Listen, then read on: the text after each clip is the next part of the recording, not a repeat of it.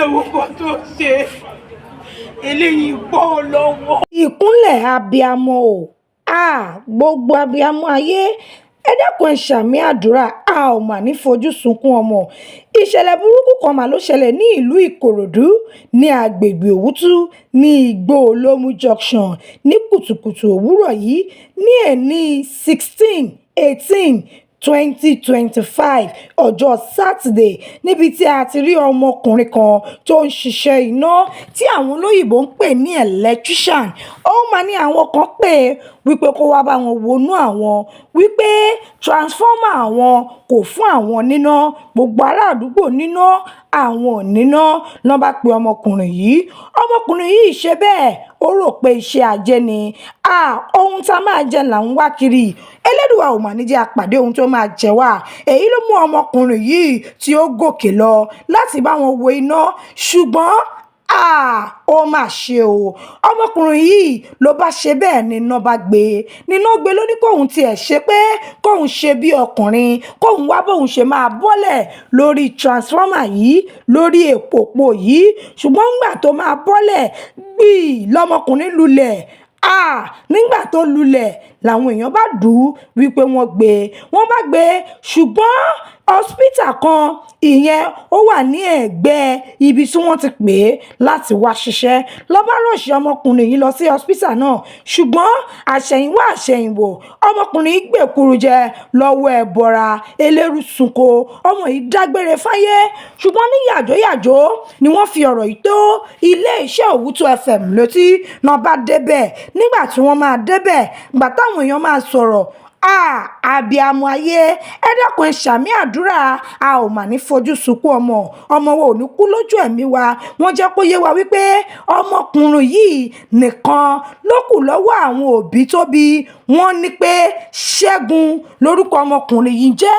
wọ́n ní ọmọkùnrin yìí Olúwa ṣẹ́gun fún mi òun lórúkọ ẹ̀, ṣùgbọ́n Olúwa ò padà ṣẹ́gun fáwọn òbí ẹ̀ nítorí pé wọ́n jẹ́ kó yé wa wípé ìkúnlẹ̀ 9 òun ló wà lọ́wọ́ ìyá wọn àti bàbá wọn, ṣùgbọ́n nínú ìkúnlẹ̀ 9 yìí Ṣẹ́gun yìí nìkan ló kù lọ́wọ́ ìyá náà.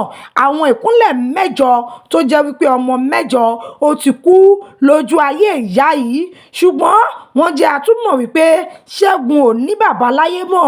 wọ́n ní àwọn 8 lọ́kùnrin lóbìnrin àti ìbejì tọ́lọ́run fi ta ìyá yìí lọ́rẹ mà ló ti ṣáájú ìyá yìí kú ni wọ́n ti gbèkúrú jẹ lọ́wọ́ ẹbọra, ṣùgbọ́n Ṣẹ́gun nìkan ló kù tí ìyá yìí ń wò lójú.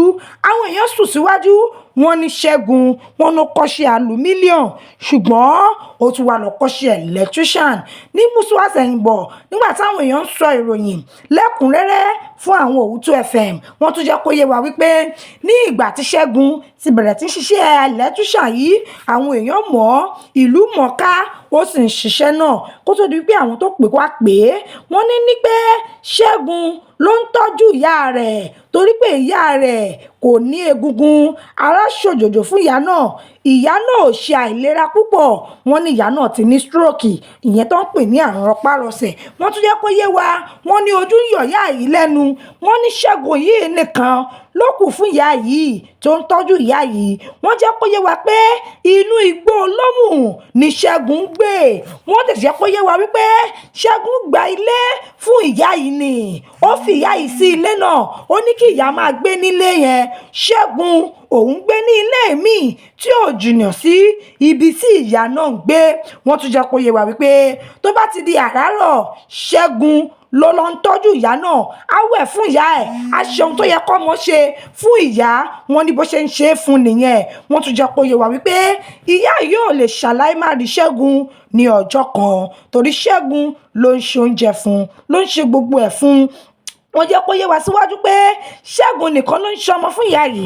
wọ́n ní Ṣẹ́gun máa ń sọ lóòrèkóòrè á ní ìyá Ṣẹ́gun màá ṣe ọmọ fún yín dálẹ̀ màá sì Ṣẹ́gun yìí fún yín dálẹ̀. ṣùgbọ́n wọ́n ṣe wá láàánú pé Ṣẹ́gun ò ríbi Ṣẹ́gun fún ìyá kò sì ríbi ṣọmọ fún ìyá. Ṣẹ́gun fò ṣánlẹ̀ ló kú ní àárọ̀ yìí kí Elédùà ó bá wa tẹ́ Ṣẹ́gun sí afẹ́fẹ́ rẹ̀. Ó Ṣẹ́gun ó ti nìkúnlẹ̀ o, eléérú ti sungo, Ṣẹ́gun ti gbèkúrú jẹ, ìyẹn lọ́wọ́ ẹ bọ́ra. Gbogbo abiyamọ ayé, ẹ dákun ẹ ṣàmì àdúrà, àmà ní ṣe kí ni, àní fọwọ́ wa gbọ́mọ sìn, gbogbo ọmọ wa kò ní dòkú ní ojú ayé wa o. Èyí ìlànà ká mú wá fún yín, ẹ subscribe, ẹ ṣe kí ni, ẹ follow, kẹ subscribe sí Owutu FM tàbí Owutu FM Lagos lórí YouTube wa. Ẹ ṣé, kẹ́ ní ọjọ́ rere.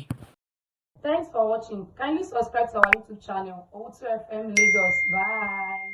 Of the grassroots ní iléeṣẹ́ Owutu FM yẹ́sàlẹ̀ o, máa gbọ́ máa yí kúrò níbẹ̀ o, ètò tó gbámúṣé polówó ọjà kájébù gbẹ́jẹ́, ètò tó fa kọyọ níléeṣẹ́ Owutu FM láti máa gbọ́, níléeṣẹ́ Owutu FM, the mouthpiece of the grassroots yẹ́sàlẹ̀ lórí bẹ́ẹ̀, níléeṣẹ́ Owutu FM má yí kúrò níbẹ̀ má gbọ́ yẹ́sàlẹ̀ náà ni.